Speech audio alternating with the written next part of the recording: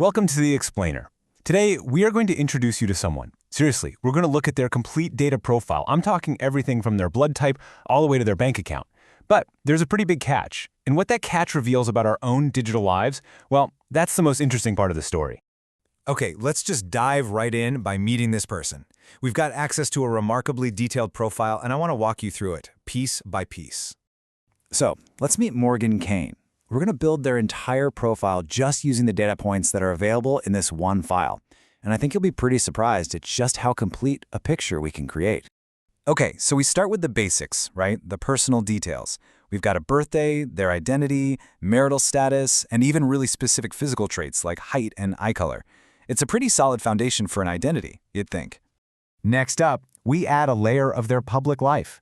We know exactly where Morgan works, what they do for a living, and even the exact address where they spend their workday. So their professional identity, yeah, that's locked in.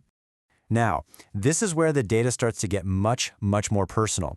We have health information, like a blood type, and even a specific medical condition.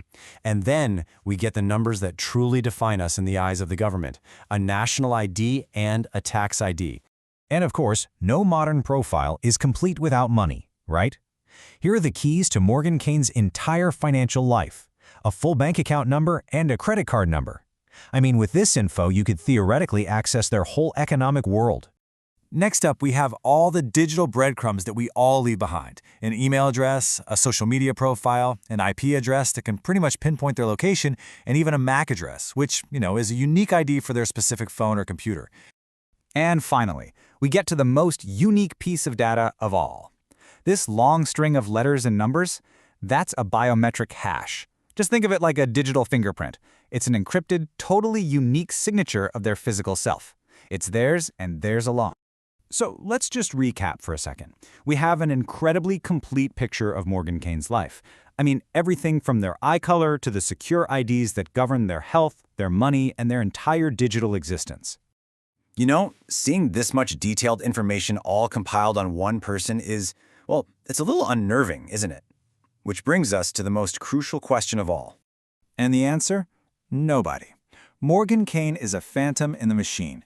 This person, with their very specific job, their location, their medical condition, they do not exist. Morgan Kane is a perfect example of something called synthetic data. Basically, it's information that looks and acts just like real data, but it's completely artificial. The profile is statistically plausible. It could be real, but the person is not. So this, of course, brings us to the next pretty logical question. If Morgan Kane isn't real, what's the point? I mean, why would anyone go to all the trouble of creating such an incredibly detailed, totally fake person? Well, the answer really boils down to two huge things: privacy and innovation. See, companies need massive amounts of data to test software, to train AI models, and to simulate really complex scenarios, like, say, financial markets. But using our real data for this, that's a massive privacy risk. Synthetic data is the solution. It lets them do all that development without ever exposing a single real person's private info.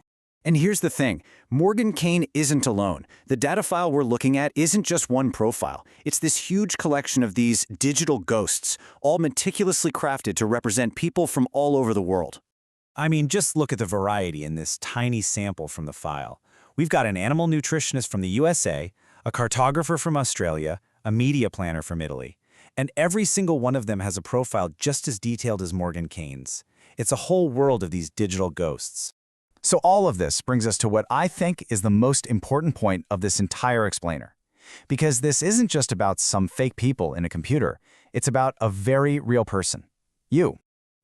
It's really easy to look at all this and just dismiss it as some technical thing. A bunch of fake people in a file. So what? But this file isn't just about them. It's a mirror. And it's reflecting us. Here's exactly why. Take a look at these categories. This is the blueprint that was used to create Morgan Kane. But it's also the blueprint of your digital identity. Every single day, with every click, every purchase, every post, you are generating data points that fall into every single one of these categories. And that's really the final thought I want to leave you with.